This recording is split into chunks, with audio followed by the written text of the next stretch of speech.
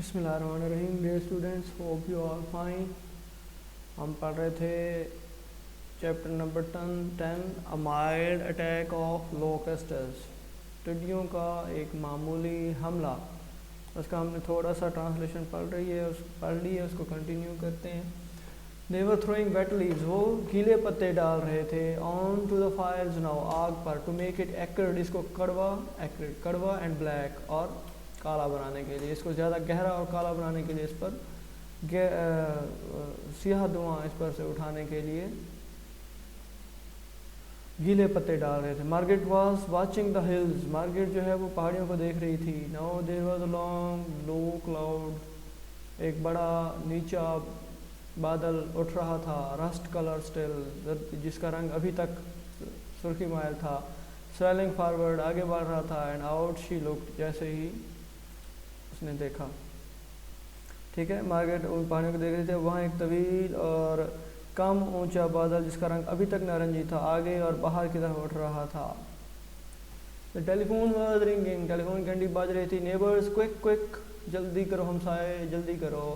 There came the locusts, ٹڈیاں آ گئی ہیں. Old Smith had his crop eaten to the ground. Old Smith کی جو ہے فصلوں کو زمین تک چٹ کر گئی تھی. Quick, get your fire started, اپنی آگ کو جلاؤ.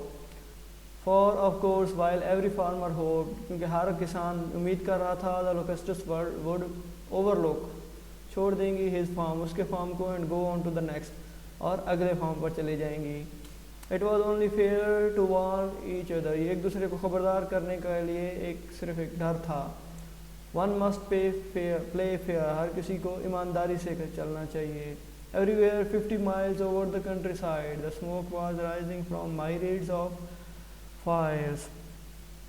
ٹھیک ہے, آدمی کو معاملات ہر جگہ دیہی علاقے کے پاس 50 میل کے اندر آگ کے ان گنت آلاؤں سے دھواں اٹھ رہا تھا. ٹھیک ہے, مائریٹس کہتے ہیں بے شمار, count less.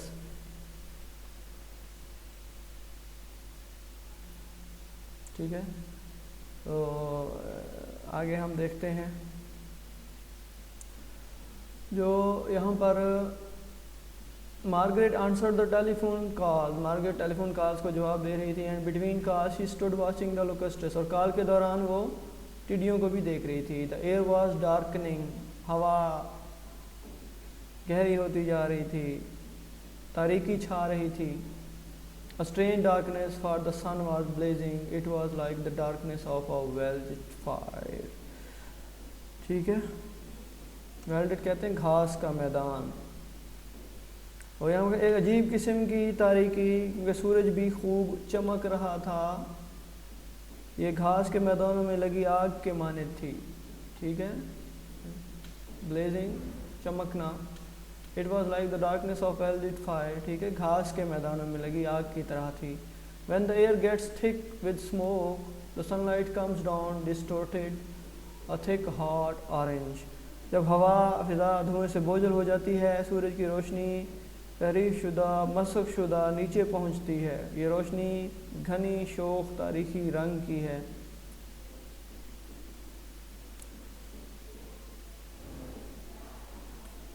Oppressive it was with the heaviness of storm.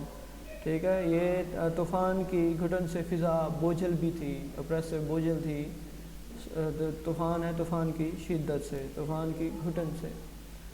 The locusts were coming fast, ٹڈیاں تیزی سے آ رہی تھی. Now half the sky was darkened, اب آدھا آسمان تاریک ہو چکا تھا. Behind the reddish wheels in front, ٹھیک ہے, wheel کسے کہتے ہیں, نقاب, حجاب, پردہ, جیسے کور ہو جانا کسی چیز کا. ٹھیک ہے, behind the reddish wheels in front, اپنی سرخی آڑ نقاب جو کہ اس لشکر کا راستہ تھا. which were advance guards of the swarm.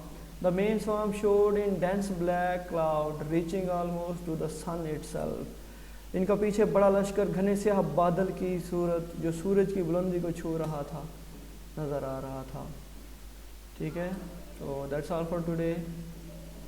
آج کے لیے اتنا ہی کافی ہے. اس کو اچھے سے کر لیجیے گا, کوئی مسئلہ ہو تو پوچھ لیجیے گا. فی امان اللہ, اللہ حافظ, stay blessed.